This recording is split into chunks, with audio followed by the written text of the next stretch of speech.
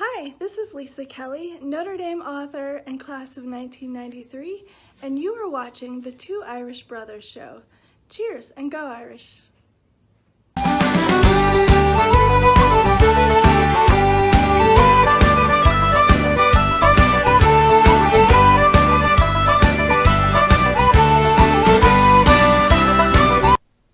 How's it going, everyone? I am Indy Sean 45.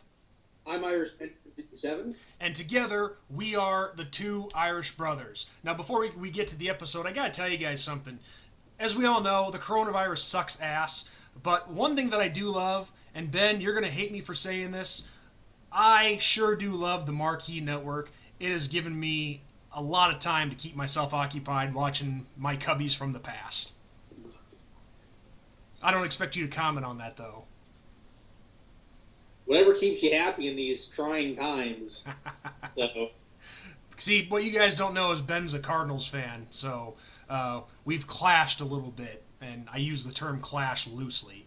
But hey, one thing we can all agree on, the Notre Dame YouTube channel, they've started playing classic games, so that's been a lot of fun, too. Yeah, it has. All right, guys, so for our episode, we have something very special for you guys. But what am I talking about? All of our episodes are special. We try to make every single one special. But for this one, we're going to do something really cool. Ben and I are going to go through our top 5, well, I shouldn't say our top 5, but we'll say 5 of our favorite moments from Notre Dame football history. Because with all the great games and the moments of this storied program, how could you limit it to just top 5? So I think 5 of our favorites is the better way to suit it. What do you think, Ben? Yeah, that's a good way of putting it. All right, so what we're going to do, guys, is we are going to go over these 5. We're going to each take turns, go over our 5 moments, and then we're going to take a little trip down memory lane after each moment. So I think that's a little treat that you guys will like. So, Ben, since I'm a gentleman and I'm all about ladies first, you can go to your first 5 to start us off. So, I guess like wait, my wait, fifth wait, favorite, wait, wait, if wait, we're going wait. to go that route. Wait, you're not going to call me an asshole for saying that? No, it's just I said ladies first. I'd call you an asshole. No, it's fine. Okay, go ahead, dude. Go ahead. It's not that I haven't heard before. My work situation, we say way worse things than that to each other at work. So it's all in good fun, and it's all meant, to be nice. But anyway, so I guess you could say like my 5th favorite. You gotta understand, me and Sean are younger Notre Dame fans. We haven't been around the block as many at times as some people have that watch these videos. So some of them you're going to be like, what? I went with ones that were ones that I actually physically have seen, not ones that are like in the past. So stuff that I actually got to see in my lifetime. So my 5th favorite, quote unquote, has to be Will Fuller's catch to beat the University of Virginia. So, to me, I remember that game so vividly because it was like, oh crap, we're going to lose this game on the road in Virginia, and it's going to be another year where they say, we can't do it, we're not meant to be, and all that. And, of course, freaking Will Fuller burns the University of Virginia defender and goes in for a touchdown to basically win the game, which was just absolutely insane. And the place, all the air was let out of the sails in that stadium. I mean, it was so crazy. So, yeah, that's my 5th favorite memory from Notre Dame football so far. So on that note, let's take a trip down memory lane and play that clip. Here we go.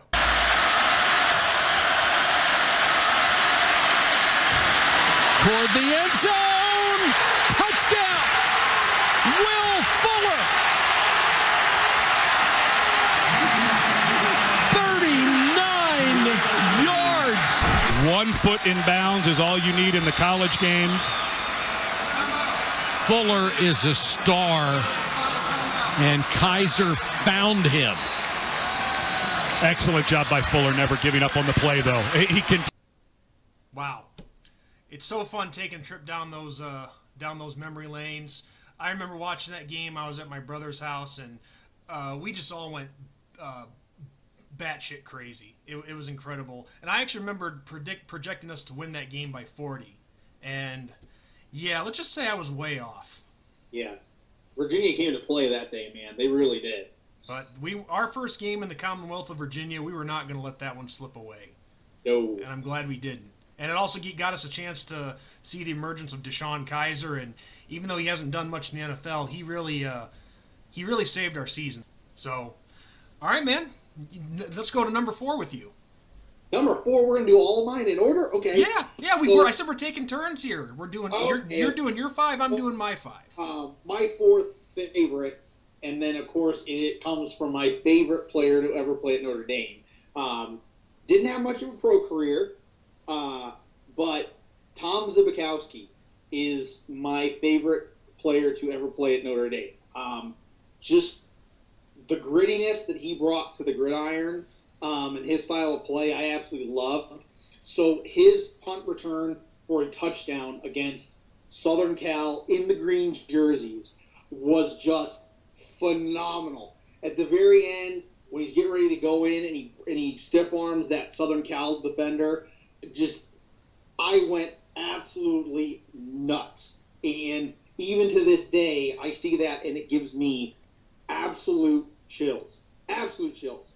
So that's my 4th favorite moment for Notre Dame. And like I said earlier, these are all things that I have actually witnessed and not stuff in the past before my time on this earth. And I'm sure that people understand that. But let's see the clip. With a punt and almost blocked. Gets it upfield. Zbikowski looking for a block. Cuts to the right to the 40. Gets a block. Gets to the 45, 50.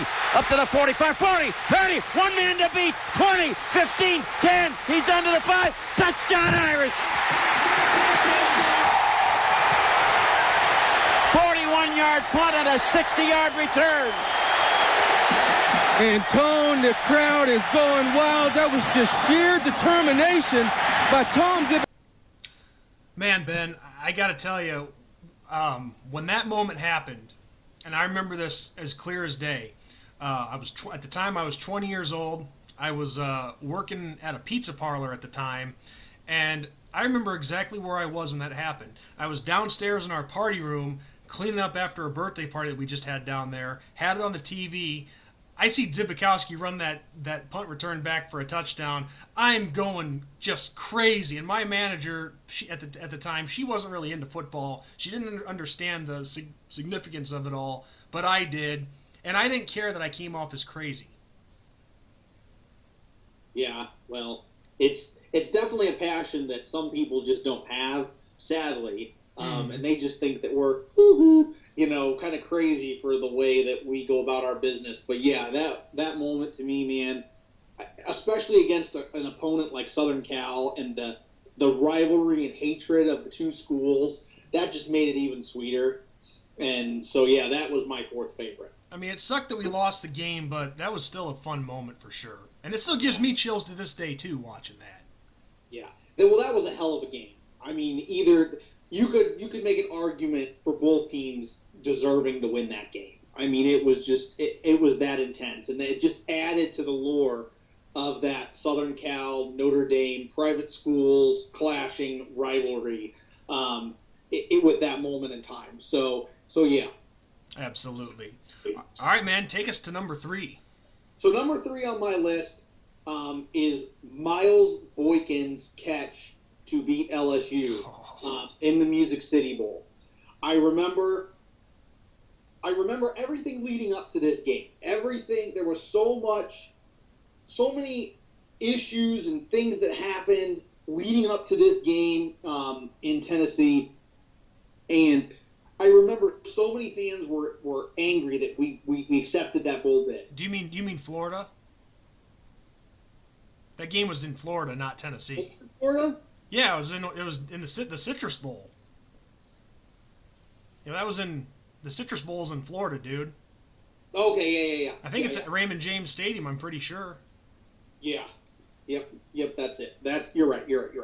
Yeah. So I remember people were not quite happy with how Notre Dame was, which is a lot among the fans. And everybody said Notre Dame didn't stand a chance as usual.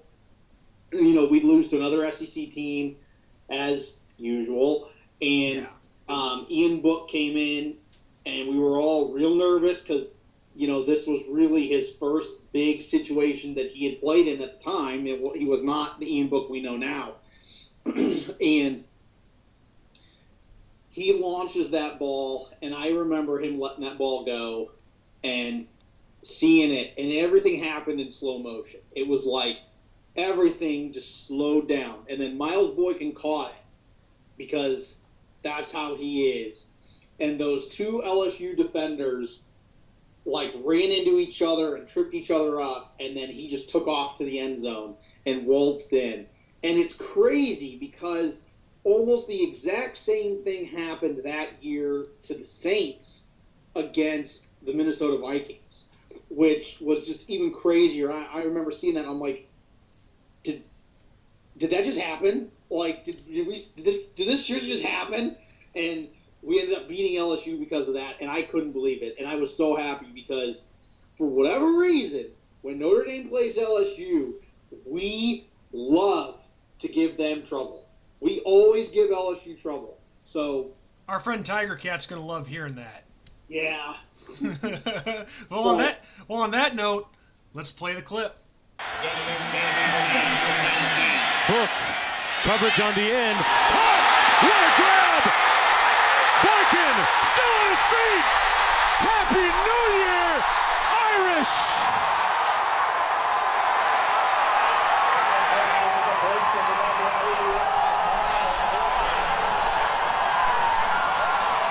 LSU was trying to stay away from man coverage to avoid issues like this. They had been playing zone, but they went back to who they are. And Jackson against Boykin seemed like a good matchup, except for the size and leaping ability of Boykin. And then he throws Jackson out of the way, and you got yourself a big, big score.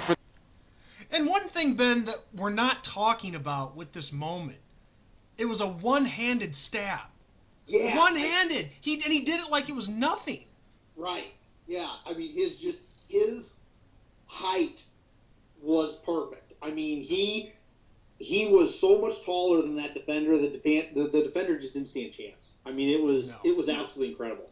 Well, I'll tell you that New Year's Day game, I was at my dad and stepmom's watching it. My stepmom was asleep on the couch, and I start going batshit crazy, and this is going to be a reoccurring theme with me. But I start going crazy. I wake her up and scare her to death. And she's like, what's going on? What's going on? I'm like, watch this. And she sees the replay and she's like, that's what you scared me to death for, Sean? Right. I'm like, yeah. Where have you been at all these years? We go crazy watching these games. Right. Oh, but it was funny. It was hilarious. But what a game, though. And also, Ben, to make a quick point on something, when you said Tennessee before, I think you were thinking of when we played LSU in the Music City Bowl a couple years prior. Yep, I got him kind of flip-flopped. Yep, that's exactly right. But yeah, that's 2 times in a row over LSU. I mean, now before that, there was a 2006. Yeah, exactly. But yeah, 2 times in a row he beaten them. But of course, 2006 Sugar Bowl, they kicked the ever-loving crap out of us. Yeah. But here's kind of a nice little rivalry developing between us and LSU. I kind of like it. I know. I'd like to see us play them more. I'd like to see us play more. SEC schools that, no disrespect, that aren't bottom feeders.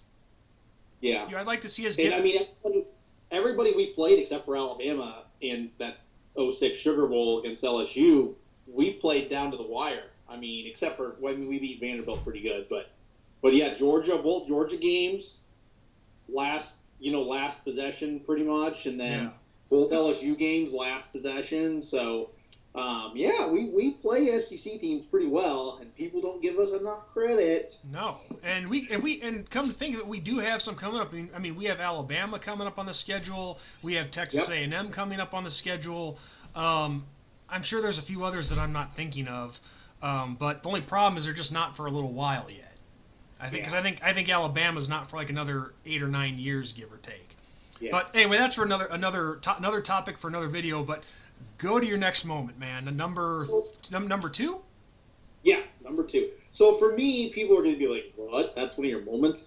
So this moment has a lot of meaning for me personally and not a lot of other people, of course. But so for me, Folston's first career touchdown at Notre Dame was against Texas. And he was a freshman. He was a freshman. And a lot of people are going to be like, what? That's your moment? But like I said, this has a lot of meaning towards me. So at the time, I was dating my wife. And my wife had never seen Notre Dame football before. This was her first game watching Notre Dame football. She'd really never really seen much of football at all. So, but this was a very, very important moment for me because this was my wife's first Notre Dame game ever. And Folston torched, first carry, first run, torched Texas with that run and scored his first touchdown. And I couldn't believe it, and I went nuts. And that started the love that my wife now has for Notre Dame with me on that journey. So that's why it's number 2 on my list. And I was super excited for Folston as well. I love seeing guys like that come in and just make an instant impact. And it was a huge game. Of course, it's Texas, another blue blood program. So to see that happen, that was just absolutely amazing. And on that note, let's play the clip. And as predicted, Josh Adams, there he is in motion. The freshman running back getting his first carry of his career. And he is into the end zone. Josh Adams on his first carry of his Notre Dame career. Gets in for 4. We got 3 bunched up to the left. And they keep it up the middle. And this is Josh Adams is going to score again for Notre Dame. And you know, Ben, with again that game against Texas that year, I know that the Longhorns they've kind of been in the middle of a down period lately with that program. But as far as I'm concerned, I don't care. It's still the Texas Longhorns. I mean, that is a storied football program with a lot of great tradition. And anytime you can get a victory over a team like that, even if they're in a struggling period, it's still a pretty nice win. Yes. And when you can have a young guy at that time like Terry and Folston contribute like he did, I mean that's incredible. It shows you the kind of coaching job that our coaching staff has been able to do with the guys that they bring in. Yep. Yeah, and like I said, it's awesome to see these guys make an instant impact. And to me as a Notre Dame fan, if we want, and I say it almost every video, I think last video was one of the few that I haven't said it in, but if you want to keep up with these really, really big name programs like Alabama and Ohio State and Clemson as the big men on campus, you have to have your players that come in as freshmen make an instant impact. Because that's what they're doing. They're doing it there. So if you want to be at the same level as them, you have to do it. And we have been doing that lately. And that is why I'm happy, not totally satisfied, but happy with where the program is at currently at Notre Dame. Is there stuff to improve on? Of course. Do we have to get over that hump? Yes. But we are at the point now where we are consistently good, so now it's time to make the next step. Absolutely. Absolutely. I couldn't agree any more with you on that. So now, let's get to number 1, Ben. What is the top moment? So number 1 is probably a lot of people's number 1. This is a very, very popular moment among Notre Dame fans. The reason it is number 1 for me is because of my age. So my number 1 moment in Notre Dame history currently, for football, not overall as a whole program, but in football, was Manti Te'o's goal line stand against Stanford. The reason it's number 1 for me is because it was the next step to getting to the national championship that year. And both Sean and I were pretty much too young to understand or know about the 89 championship.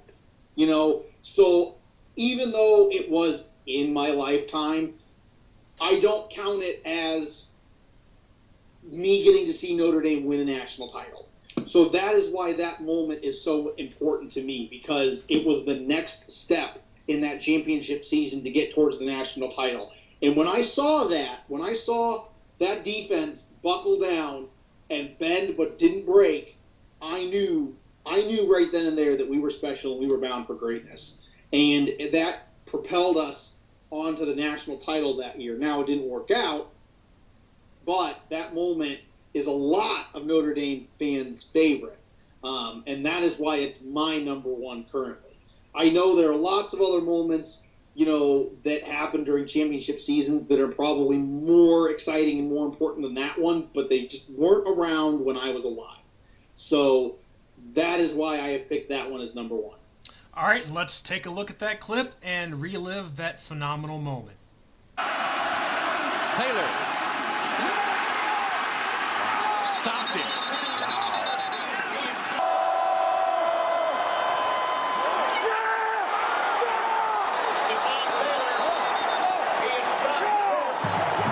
Season long, can they do it one more time after this big hit by Manti Te'o and his teammates? Taylor, he stopped. Notre Dame wins.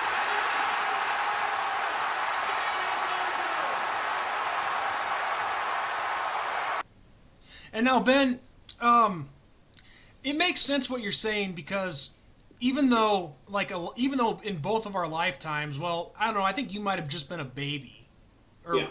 when we won the '88 national championship. Were you born yet? Just barely. Okay, all right. Now myself, I was 2 years old. Now, can I say that we had a national championship in my lifetime? Absolutely, but I can't say that I actually enjoyed it. Like same with the Bears winning the 85-86 Super Bowl. I was 10 days old when they won it, so it happened in my lifetime. But Right. I wasn't old enough. I can't enjoy that. I can't say like, yeah, I remember watching that game and having. No, I can't say that. So I think it's very understandable what you're saying. A historic moment like this, that was a turning point in the season that projected us towards the national title appearance that year. It's different when you can actually enjoy it and hold on to that memory.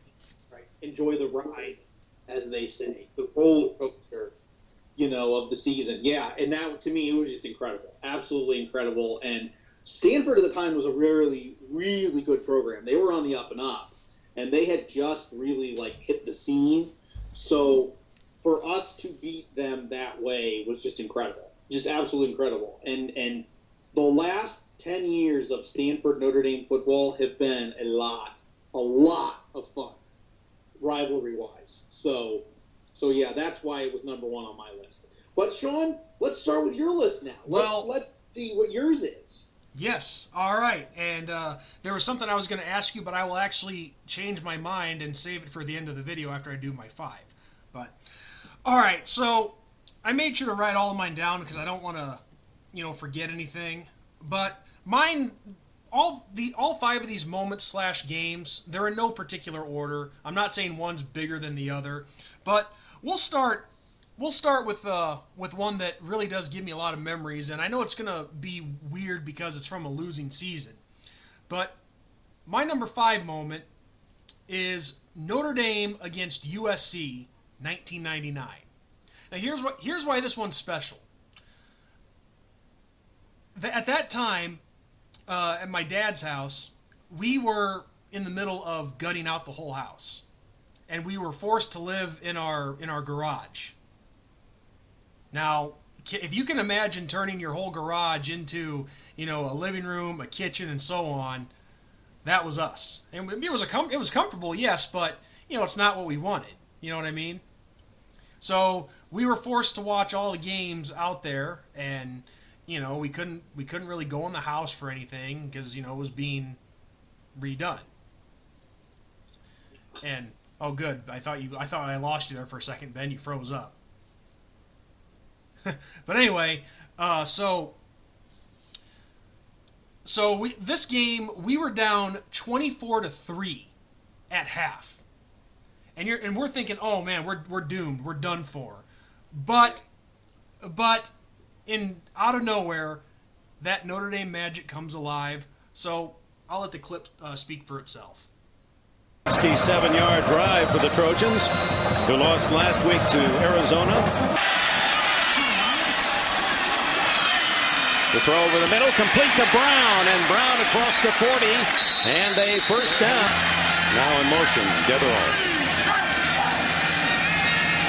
Jarius Jackson stops, throws back to the tight end. Touchdown, Dan O'Leary. And hit and a fumble. It's a returnable. Picked up by Denman, and Denman has Notre Dame at the USC 37, and they're going crazy. On first and goal, outside the 2. Driver, touchdown, Notre Dame. In motion. Fake to Jones. Julius Jackson to the 1-yard line. Did he fumble it? He fumbled the ball.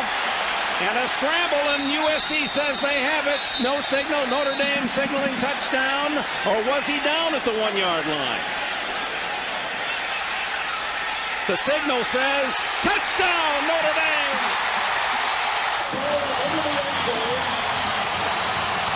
He is absolutely so dangerous when you have everybody defended. Just when you think you have him, you don't. Not only is the ball slippery, he's slippery. It looked like only Latte had it first. And Notre Dame take the lead 25-24.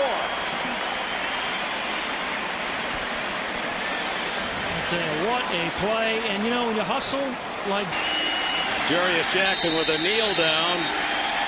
And this will be the largest comeback for Notre Dame since the 1979 Cotton Bowl, 20 years ago, when they rallied from 22 down against Houston.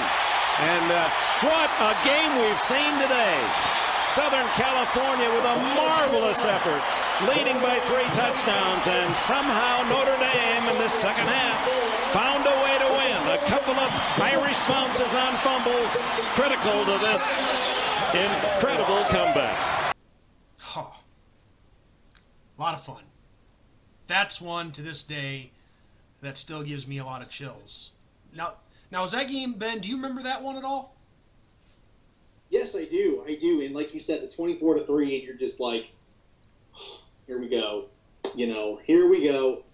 And like you said, that magic came alive, and Notre Dame just came out and showed USC what they were made of. And it was insane. It was absolutely insane, and I can't believe it. I really can't. Well, and I'll tell you one thing. Jarius Jackson. Boy, did he really step it up, and not just him, but Tony Fisher stepped it up. Julius Jones stepped it up. They got contributions from everybody. Dan O'Leary, that whole defense in general. I think it was who was? I think it was Ron Israel who forced a big fumble that ended up leading to a touchdown to get us back into the game. It was just so much fun to watch, and at that point, this was one that got us. I think at that point in the season, I think it got us back to over 500. So at that point, I think we were 4-3, and if we won out, we still had a chance to go to a major bowl game, believe it or not. And well, of course, it didn't work out, and things went south. But still, that was a fun moment for me, just because of it was crappy times for us. Forced to live in your garage, but it's something that gave you a lot of joy. Right. So moving up the line, the next one for me, and this is another comeback, but 2006 against Michigan State. Now, for those of you who have followed me on my channel, my dislike for Michigan State is no secret. You know the history that I have with some Michigan State fans out there. Going back to this game, and I was 20 years old at the time. The year before that at South Bend was the flag planting game where Michigan State planted their flag on our field, and the dumbasses couldn't even do it right and find the 50-yard line, which says a lot. But I was at that game. I was actually at that game, and let me tell you something. The one thing that got me in trouble with a certain group of Michigan State fans out there is when I called Michigan State fans classless and arrogant and whatnot. Well, sorry, but it's true. Not for all of them, but it's true. with the arrogance and the mouthiness and how I see them treat people, yeah, I'm not making that up. right. I mean, I mean, For a reason. yeah. I mean, people love to call Notre Dame fans arrogant and full of themselves. Obviously, they haven't seen what comes out of East Lansing. It's no different. And believe me, I've experienced that arrogant and smugness firsthand. Anybody in a Notre Dame game in East Lansing knows. But I just remember I was living in an apartment at the time, a place with very very thin walls, put it that way. I'm surprised I didn't get the cops called to me that night, but man, when Terrell Lambert picked off that pass for the go-ahead score, that was big enough. But when he picked off the pass, well, you know what? Play the clip. Pass interference called. Good no call, though, in my opinion, right there. It leaves him with a 4th and 5. Short drop, fires for it, got the first down, kept it going. Samardzia's got a block, headed for the end zone. Jeff Samardzia reaches for the end zone. Got the touchdown.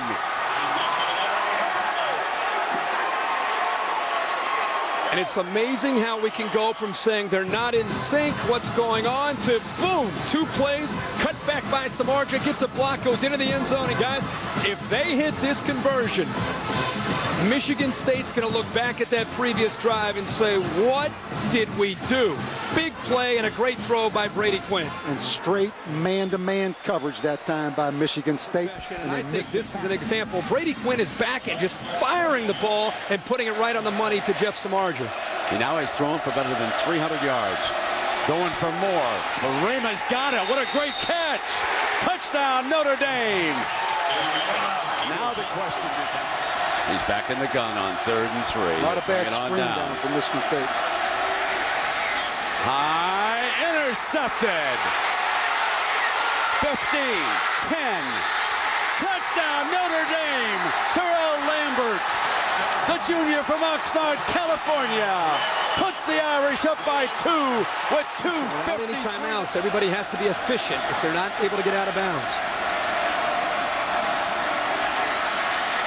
Steps up, fires, and incomplete. Wow. Tell you what, he avoided the sack by Abby. What are they signaling down there? Why should the Irish say they've got it? Was that Lambert again on the near side? We're going to have to take a look at this. Ball is deflected by 30. Richardson right there, right into the hands, off the leg, off the foot of Richardson, and falls on the back of Reed. Unbelievable. Oh, my Was he gosh. in bounds, though, when he gained possession of that ball? Watch the ball go off Richardson, right into the hands, off the leg, and how it stays up off the ground. The defender recovered that ball on top. It's an interception. First down. I think he was in. Terrell freaking Lambert, baby. Terrell freaking Lambert. I mean, when he made that game-clinching interception, I went crazy. I was making noise. How nobody called the cops on me that night, I'll never know. I just remember my brother was at his friend's house watching it. He calls me right after it happens and says, "Sean, can you believe that just happened? I am just crazy. I'm going nuts here, man." And apparently, when he was going crazy, his friend's dad came out and said to my brother, "Will you shut the F up?" But what I really find memorable about that game, not just because was it a comeback, but for a couple reasons. Michigan State honestly never should have lost that game against us. They freaking choked big time, which I love seeing them choke anyway. Right. 2, it was the flag planting game the year before, which showed a lot of disrespect and classlessness on their part. And 3, we just came off a really tough loss to Michigan the week before, and we really needed to rebound. So this one was a big win for us in a lot of ways. Not just because it was a comeback, but it saved our season in getting us to the Sugar Bowl that year, to get that major bowl appearance. Yeah. So, yeah, need I say more? So Nope. on that note, let's get to number 3. Now, number 3, I was very young when this game happened. I was just about to turn 7 years old, but I do have a slight memory of watching this game and just having fun, But was I old enough to really, get into football and take it serious like I do now? The hardcore fandom? No. But it was still a lot of fun to watch. But the 1992 Sugar Bowl and Jerome Bettis scoring 3 touchdowns. The bus, baby. The bus just plowing on through, getting it done, taking care of business. And, of course, all of us Irish fans, we know the history with that game. And we discussed this briefly with Lisa Kelly in our last video, but at 1992, at that time, you could still go to a major bowl game and not have double-digit wins in the regular season. Because that year, when we went to the Sugar Bowl, we were 8-3 coming in. We had lost two of our last 3 games, and the one game in that 3-game stretch that we did win, we almost let a game against Hawaii get away from us. Because we ended up beating them by I think only 8 or something like that. But they made a comeback on us. I think that was out in Honolulu, if I'm not mistaken. But we almost let that one get away from us. And of course, there's a story with Lou Holtz encountering the waiter in the restaurant down in Florida, and that guy making the Cheerios belong in a bowl joke. So it was really awesome to see. Just stick it to the Florida Gators. People saying we didn't have a chance, that we didn't even belong there, and so on. But we all know the history with that one. So without further ado, let's show the bus in action. Now to Notre Dame's offensive right. That's where they go. First and goal, and Bettis scores the touchdown.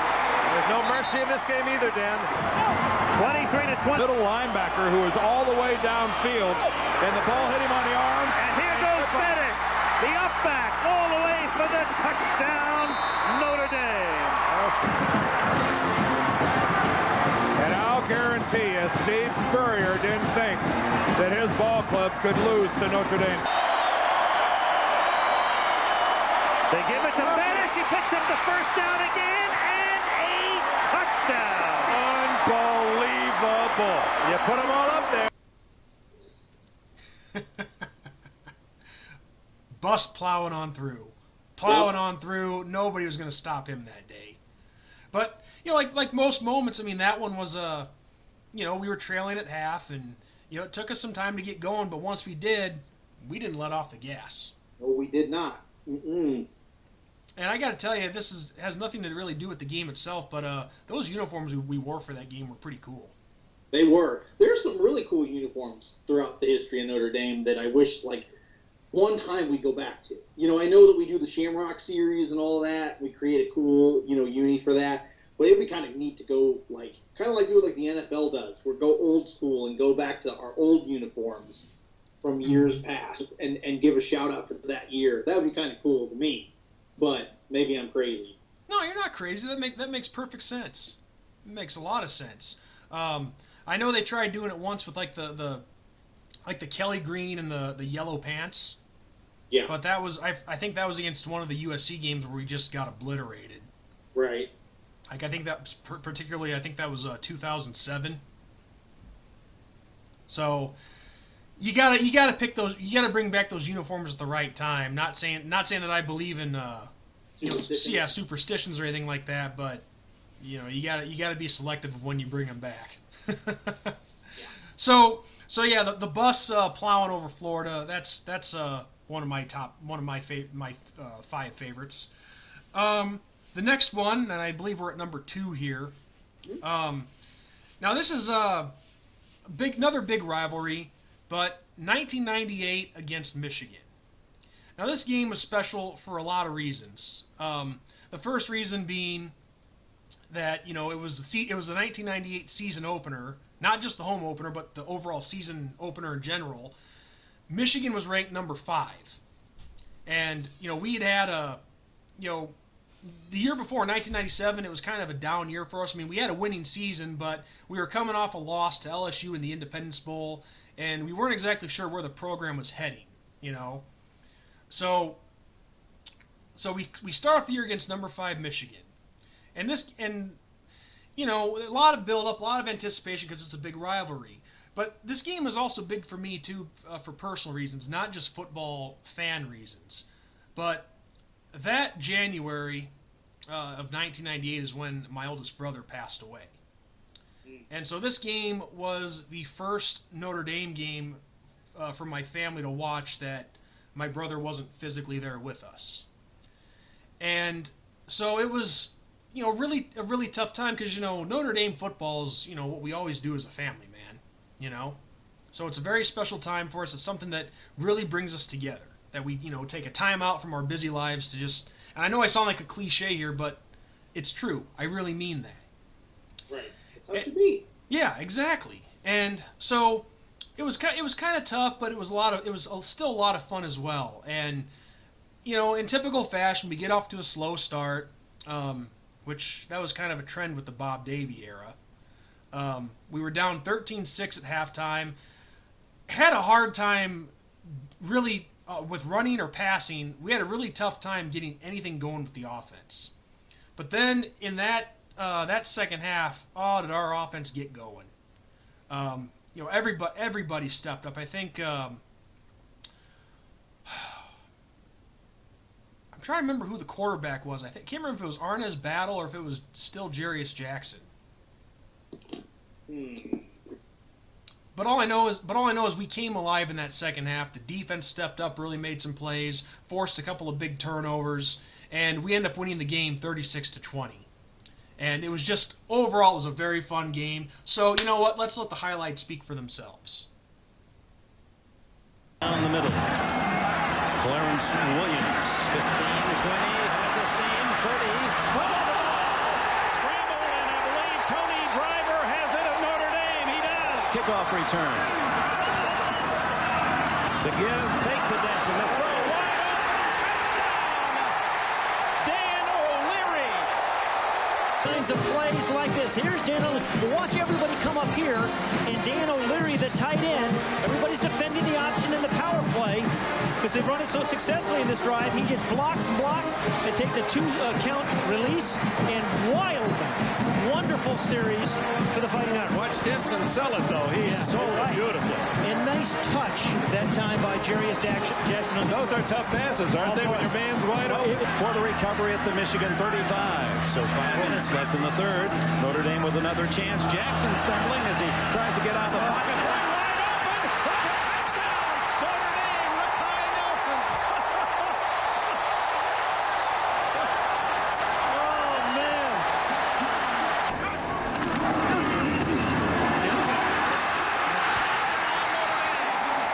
Michigan trailing 30-13. 53 yards after the blocked field goal. Audrey Denson cashes it in for Notre Dame.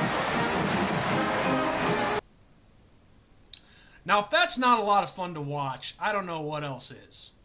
You know, Get to beat up on Michigan.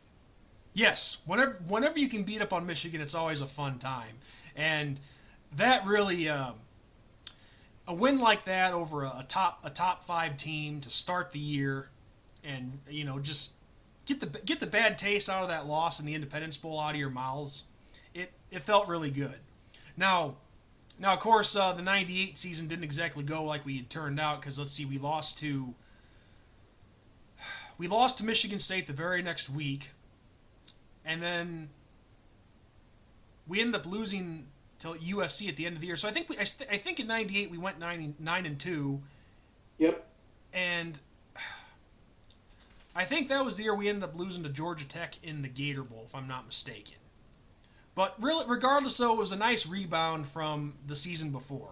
But you still would have liked to have seen the bowl victory. That's the only negative out of it. But the overall picture of it was that it helped my family start to put the pieces back together after our personal loss. Yeah. That's the biggest thing out of all of it. Is it really helped us. You never get over losing somebody, but right. it helped us move forward and start thinking of all the good things, and knowing that it's not goodbye, it's just see you later. Yeah. So with that said, that brings us to the final moment of this list, and this is one that reminds me of my grandmother. But still, this is another big one. 1996 against the Texas Longhorns. Ooh, another Longhorn game. Yes. Now this one was huge because Texas, in the top 5 at the time. I mean, this is when Texas was really in their prime. This is the start of the Ricky Williams era at Texas, because he was a freshman, but he got a couple of carries in this game. Yeah. This was down in Austin. It was on the road, and of course, the odds were against us. Nobody was picking us to win this game. Didn't think we had a chance. Yep. We come down to Austin, and Ron Paulus, the quarterback at the time, he was able to step it up big time, made the plays when we needed him to, and Autry Denson stepped it up, and some real gutsy play calling by Lou Holtz in this game. But as you guys will see from the clip coming up, Lou Holtz wasn't afraid, and this is just typical Lou Holtz. He wasn't afraid to call a play that you were least expecting. Yeah. So on that note, let's play this clip. Denson comes in now as the ball comes back outside the 5. 4th and goal. 8 penalties for 76 yards on the Irish. Mosley in motion. Throw it to Mosley. Nope. Paulus pitches it out to Denson, running for the corner. Touchdown. Tyson King had a shot at him, but he couldn't do it. You give it to your speed guy. You either throw it to Mosley or flip it back to Denson.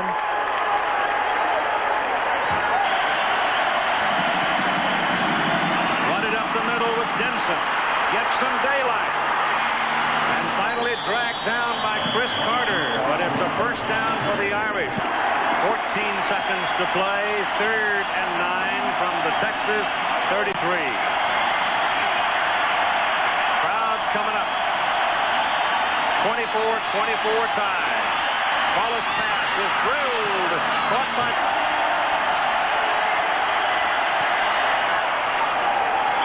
He got it. And they'll get a penalty for celebrating. There's no time remaining, so it looks to me like they can celebrate all they want, and that's what the rule is. Time ran out as the ball sailed through the uprights, and the party is on for the Irish as they come south and win a tough one from the Longhorns of Texas, 27-24.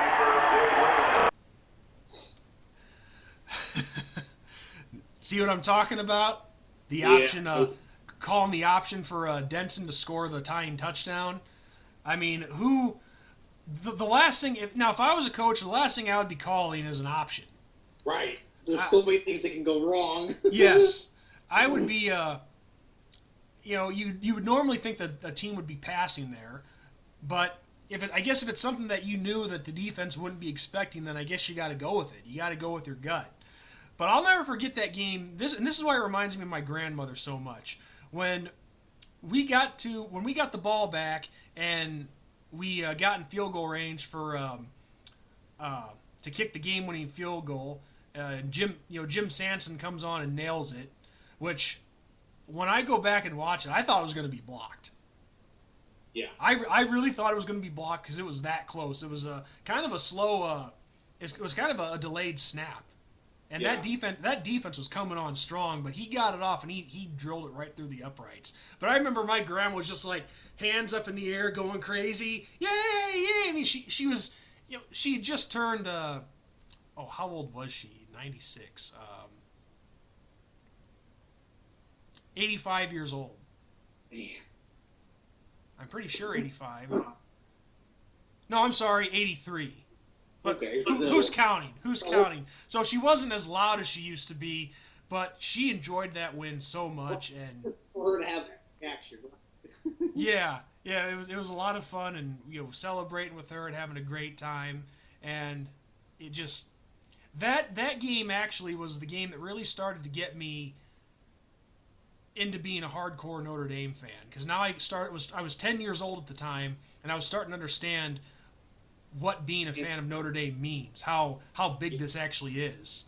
Right. And you get bragging rights and how much fun those are, and then even though you're not playing yourself, when your team loses, you feel the hurt just like the players do, and so that game right there really got me into it. Really got me going. That's awesome.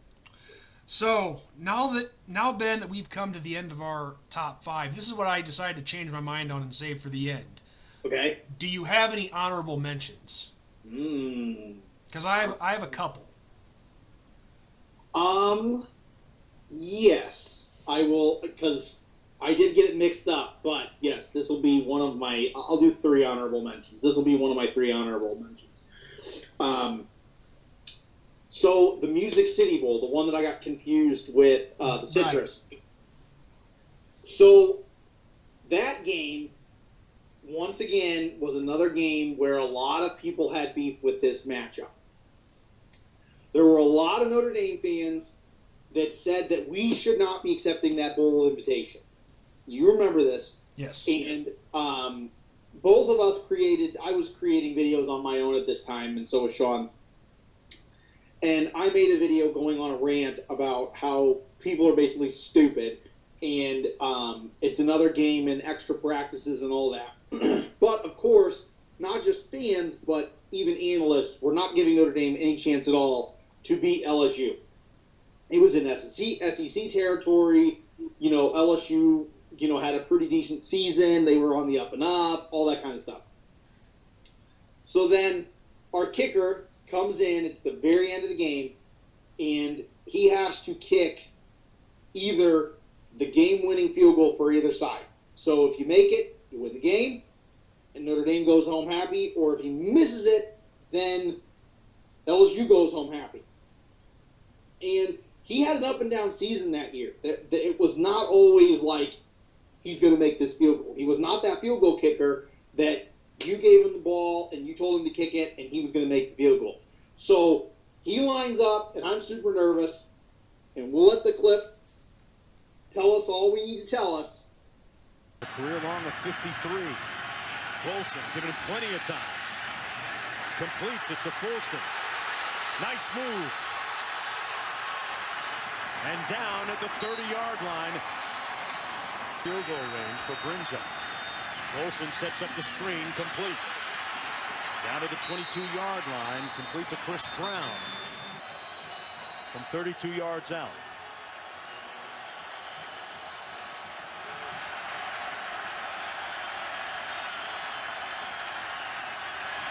They got it down, and he knocked it through. Notre Dame wins it.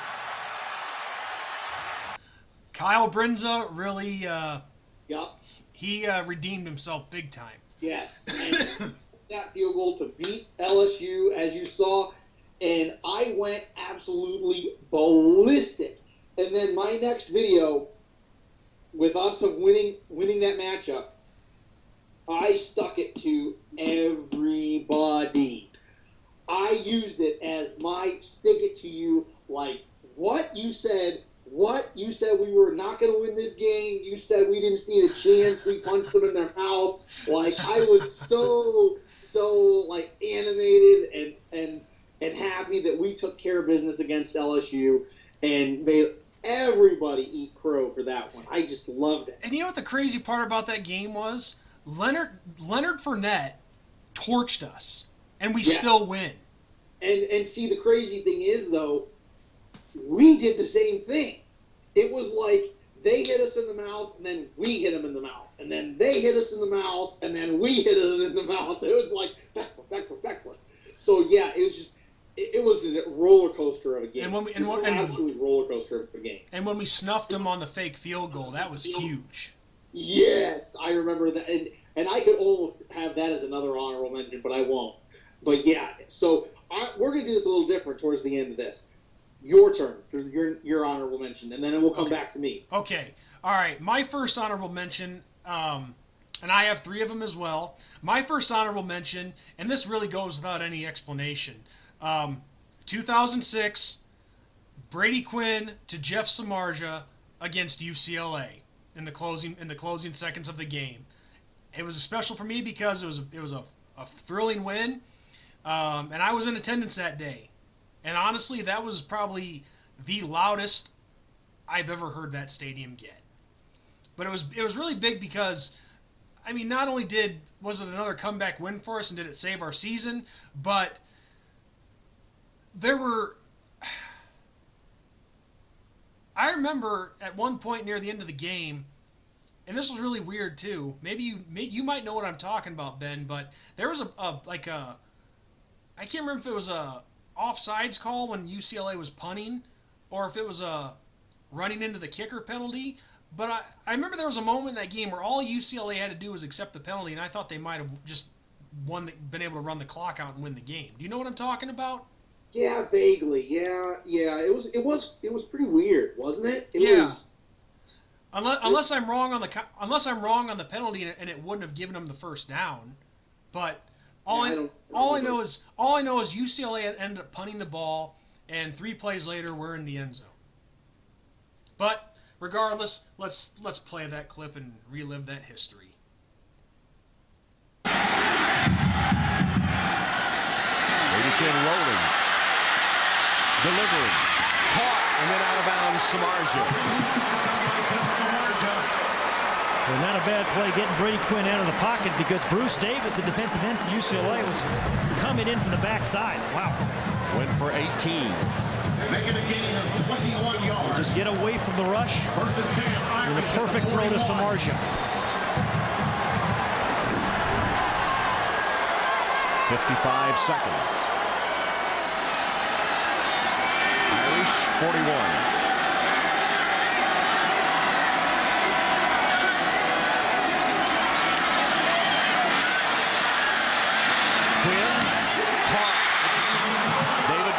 Having a career day, goes to the turf to pick it up for 14. Clock stops while they reset the chains. Irish up and ready to go. And perfect protection for Brady Quinn. You know, he has been under duress. The offensive line has been under duress, but at that time, great protection. Bruin, 45. Hickman up here. Triple team. Quinn pumps once. Buys some time and finds Samardzija. Samardzija with a cutback. 5. Touchdown!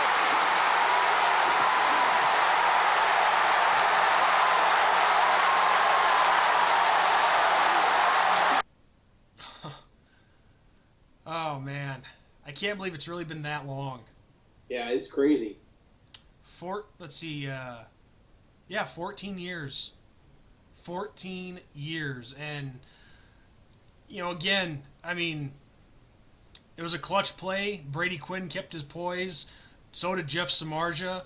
And it was a big win for us. I mean, of course, I remember saying, oh, it never should have came to that. Never should have came to that. You should have blown out UCLA. Well, sometimes these games don't always go how you plan them to. So you get a team that comes in with some extra oomph that day, and they give you some fits. It happens. But it doesn't mean you're a bad team just because you have a rough day.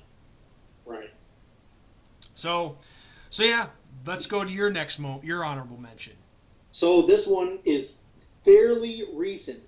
So when Notre Dame played Southern Cal in our first ever playoff appearance season, so this was just a few years ago, it was a game against Southern Cal where we didn't have a lot of things going our way. And it very, very much made me nervous because at that point in time, we were undefeated. It is the 2018 season, as you see on my shirt. So like I said, just a few years ago. And we were struggling big time. It was in Southern Cal. They weren't a really good team that year. They had a very up and down season. They were trying to figure their identity out. But the rivalry aspect of it, like I say all the time, you can never take a rival lightly. Southern Cal was giving us everything we could. And Ian Book did something that I absolutely love as a fan when quarterbacks do this. So let's show the clip, and then I'll talk a little more about it. Book, pressured, Trying to make something happen on the run. It's a long way to get it with his legs. He's got a chance at collision right at the marker with Langley. Where will they spot it? It's a matchup they got to win right there with Fink. You know, Fink, good call. And Fink is such a weapon on third down. Trying to get the ball to the outside, cannot do it. Book for Fink. Over the shoulder catch. Touchdown as the Irish finally break through. What a pitch and catch. Tremendous ambassador for this program. Now Williams finally has some room. Dexter Williams in the clear. And in the end zone as Notre Dame takes the lead. Bottled up, controlled all night, Kirk, but a 52-yard explosion for the Ricks. Jones is the back. He's got it again. And Jones a lot of room. Tony Jones makes a cut, gets a block, and scores. Unbelievable. Yeah. Unbelievable. So when he scrambled out of the pocket and ran for that first down and lowered his shoulder and leveled that defender coming at him, to me, that was the spark that the team needed. That was the spark that we needed to get us in the right mindset against Southern Cal. Because we had struggled all game. All game to this point, it was Southern Cal was all over us. And it was a game, kind of like you said with yours, where we should have just spanked Southern Cal. We should have come in there guns blazing, and we should have just whooped them. But they came to play, as a rival does most of the time. They came to play, and we needed something. So Ian Book runs for that first down, lowers his shoulder, knocks the guy out, not out, but knocks him out, and gets that energy going, and then we go on to win that game. And that game propels us into the playoffs where we took on Clemson for a shot at the national title. So to me, that was one of my most recent favorable moments and my honorable mention, because I love when quarterbacks do shit like that. That makes me so happy because it's like, this is my team, this is my field. You know, I'm going to show you who we are, and I'm going to impose my will on you. And that's what Ian Book did. It's a leader move. Right. It's showing like, hey, I'm taking charge here. I want this game, and I'm going to lead my team to this victory, and I'm going to make sure we get it. Right. All right. So, on to my second honorable mention. Now, this one is not recent. This happened like 6 years before I was born. But I gotta mention this one just because my dad had an awesome story to go with it. But the 1979 Cotton Bowl, the chicken soup game with Joe Montana. Now, no, I wasn't alive for it. I don't remember watching it. What more do I need to say? Again, another comeback game, another big moment for this program's history. You know, Joe Montana, we know the story. He was playing with the flu. He gets warmed up with some chicken soup at halftime on a Bunsen burner in the locker room. And it was a surprisingly cold day down in Dallas, Texas, which you never really would think it gets cold down there, honestly. Happens. Yeah. Time. And here's why this one gets an honorable mention, despite the fact that it happened before my lifetime. My dad was telling me a story about this game, and he's like, Sean, we figured the game was over with, so I stopped watching it. I went outside to go plow off the sidewalk and the driveway and all that, and I'll be damned if I didn't come back inside and see they won that game.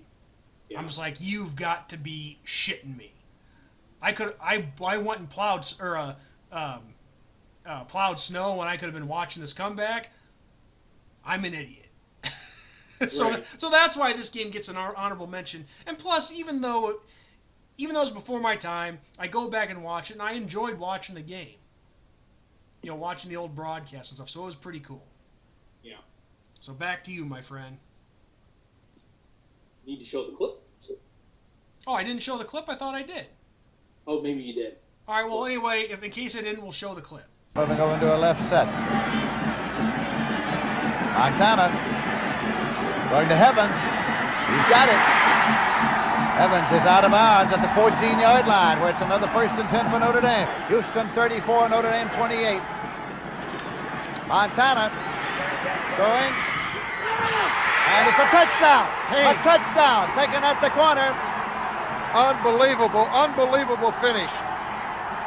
Houston on top 34-12, and now it's all tied up 34 apiece. Notre Dame has scored the touchdown. Right here, Lindsey, there's a couple of Houston people just in the camera angle. Haynes caught the football, and here comes the all-important extra point. It's tied 34-34. Joe Unison to attempt. It's up, and it's good. Joe Unis from Dallas, Texas, kicked the extra point, and the game is over. Notre Dame has won it 35-34. A lot of fun to go back and watch that game, and ironically, the kicker, like they said, Joe Unis or Joe Unick, I forget what his name was, native of Dallas, Texas, who kicked the extra point to win the game. But yeah, Joe Montana coming through with the clutch and a great comeback, and he would go on to have, obviously, as we all know, have a lot of great success in the NFL, and that's putting it lightly. Yep. And depending on who you are, you either say he's the GOAT or you say Brady's the GOAT. So pretty much. To me, it's two different eras. I think that both of them, for their era, is the best player of that era. But that's just me. Yep. I do have bias because I'm a Notre Dame fan. I have bias towards Joe Montana, and Brady doesn't help his case since he played for Michigan. I get it. Yeah, but, I understand. But so, oh man, that was crazy. I can't believe I forgot to say play the clip.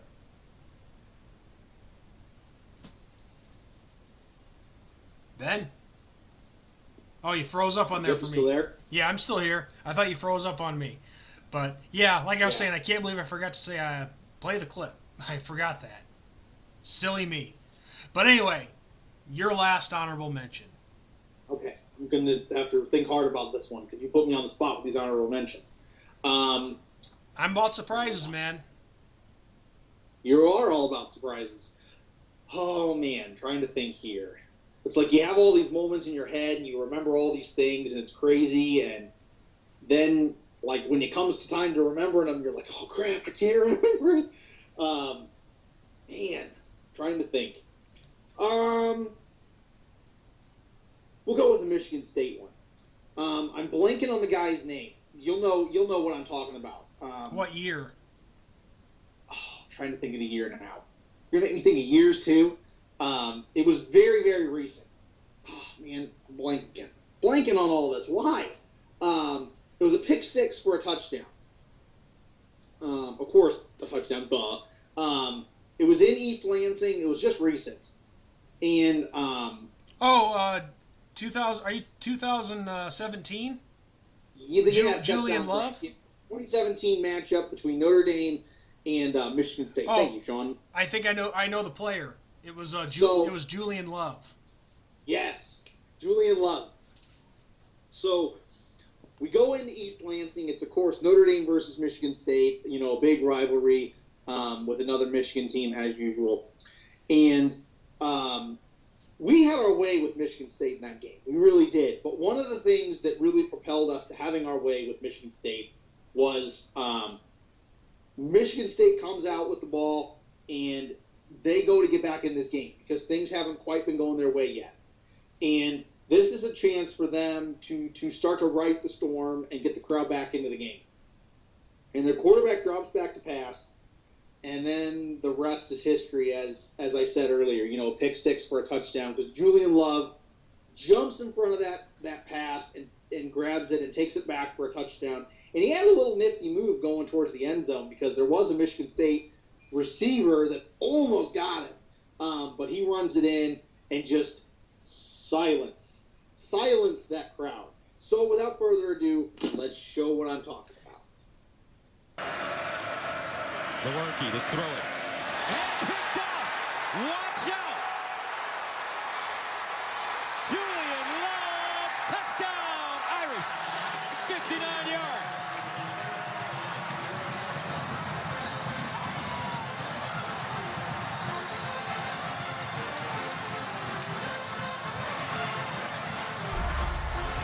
What a great job here. The corner Julian Love. He's going to settle in, and then he's going to go ahead and jump the route. See how his eyes are in the backfield? Sees the wide receiver coming into the flat, and then he's gone. Picks it off and takes it to the house. What a start for the Irish. Man. Well, I got to tell you what really makes the clip for me, and I know a lot of people like to give this guy crap, but Gus Johnson on the call. Yes. Oh, yeah. He was all like, just, oh, my God, just typical Gus Johnson. Julian Love, touchdown! Like, just, yeah.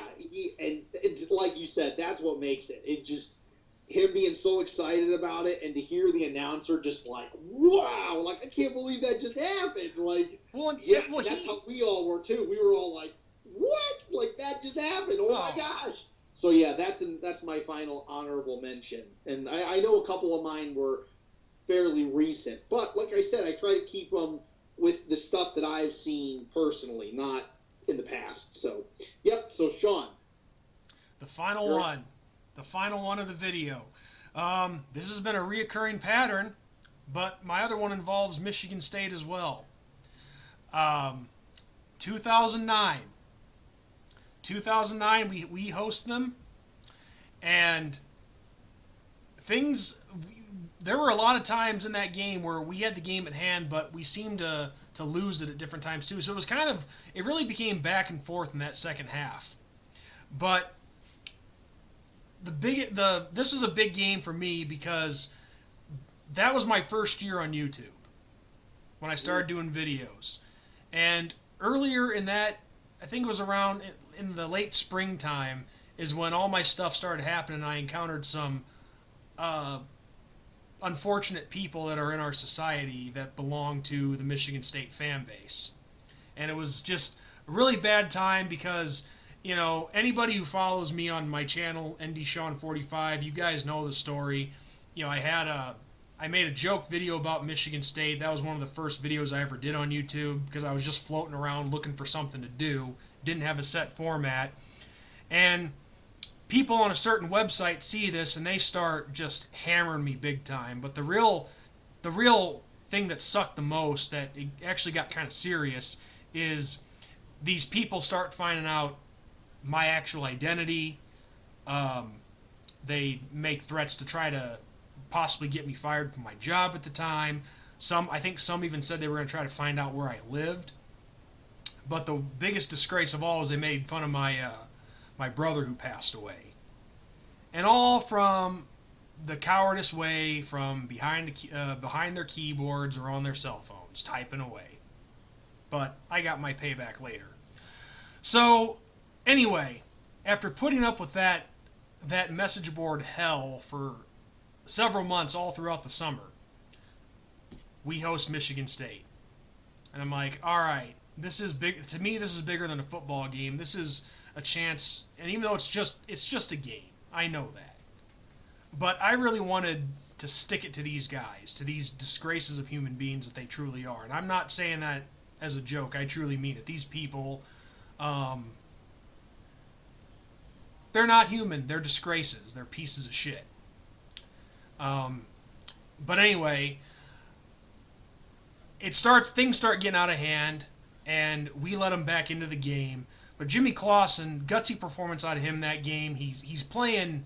He's pretty much playing with not a broken foot, but I forget what the injury was, but it was very significant. Right. It was a very significant foot injury. Hobbled him big time. Yeah, pretty much, because he had a hard time putting pressure on it, and as a quarterback, you got to be able to plant that foot and be able to scramble. Right. But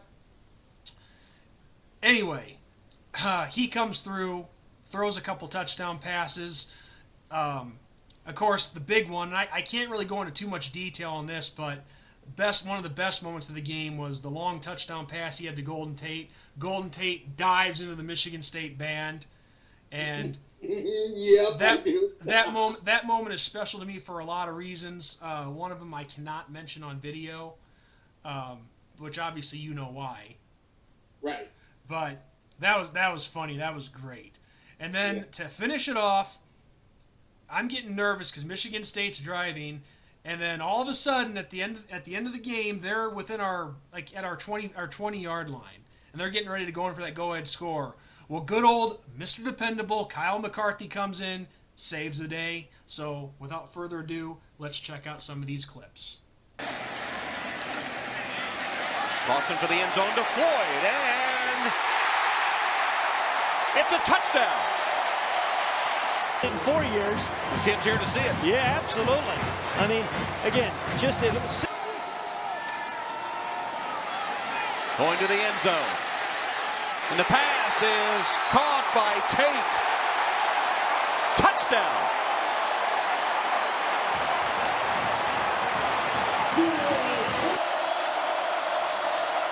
Cousins chased, unloaded under pressure. It's intercepted. Kyle McCarthy.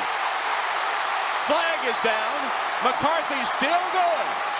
McCarthy with a cutback and tackled at midfield. Mr. Dependable, Kyle McCarthy with the interception.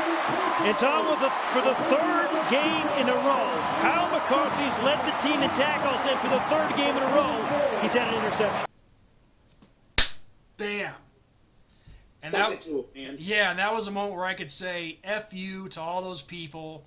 And again, as I said earlier in this video, not all Michigan State fans are like that. I know there's some good people in that fan base, but it's just kind of hard to see this team knowing that there's so many garbage people in that fan base, that these people are a part of it.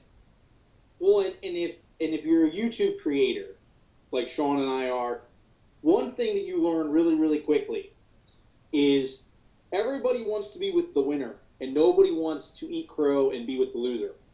So when you have a game of that significance and you win the game, normally those people that are talking a lot of trash in your comment section tend to disappear. And, you know... Well, I can tell you... For itself. I can tell you, the particular people on this message board that I dealt with, they turn on their team just like that. Yep. You know, they talk all this crap, but then once the team loses, because I remember reading their message board after that happened, and they lost faith like almost instantly in their team.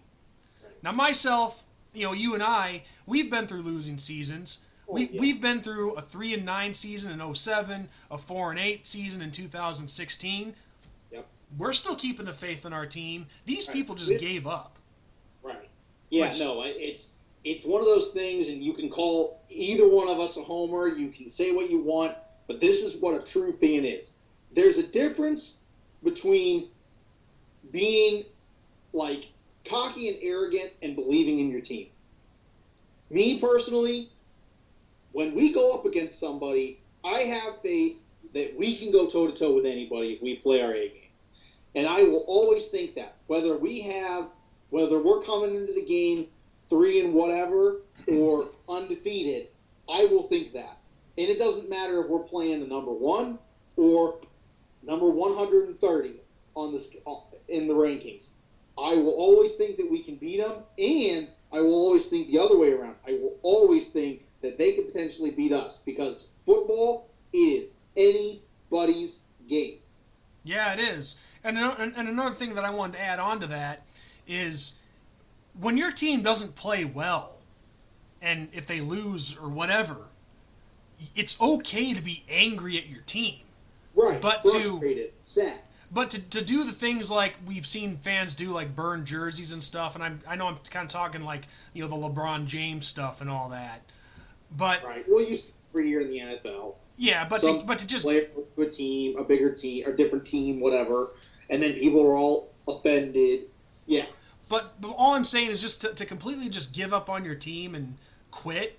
That's not a fan right there. That's a bandwagon. Right.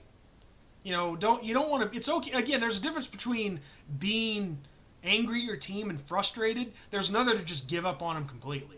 Right. And one of the greatest commercials that show this, and it is a different school, I know it, but I thought it was absolutely fantastic, and it shows you the true fan, is an ESPN Texas Longhorn fan commercial where it shows Texas loses like the last play of the game, and the fan's all upset, and he takes his jersey off and he throws it on the floor, and the dog falls over, and then he walks into his closet and grabs the Texas jersey and puts the other one on, and it's another day. I was just laughing so hard. Yeah. That's how it is. That's how it is. You are upset. You don't like it. It makes you mad. But then at the end of the day, you still love them. Yeah. So, yeah, that to me was like, yep, that's how it is. Yeah, you're always going to have another game to play. Right. And so... And there's always going to be another season. Exactly. Well, I guess I can't say that because we've had teams close for good. But yes, I mean, there's always going to be more sports or whatever. So, yeah, no, turning is not the right thing. Yeah. Not at all. Absolutely. So yeah, guys, we just hit the hour mark here. Well, actually 3 minutes over an hour. I hope you guys have enjoyed these moments that we've shared with you. I know you guys could easily go on YouTube and find these moments for yourselves, but we just thought this was a nice little touch to actually add the clips in with the video. And for sure. Give you guys a nice little visual of what we're talking about and being able to parallel it with how we were feeling at the time and the stories that we shared with you guys. So I hope you all enjoyed it. And Ben, do you have any final thoughts for this video before we wrap it up? Nope, none for me. All right. Well, with that said, everyone, we wish all of you the best during this time with the coronavirus. All I can say is hopefully things get better sooner rather than later. Who knows? But yeah, on that note, I'm ND Sean 45. I'm Irish Benjamin 57. And as always, we say, God bless, go Irish. If you liked what you saw, hit that subscribe button, and have a great day, everyone.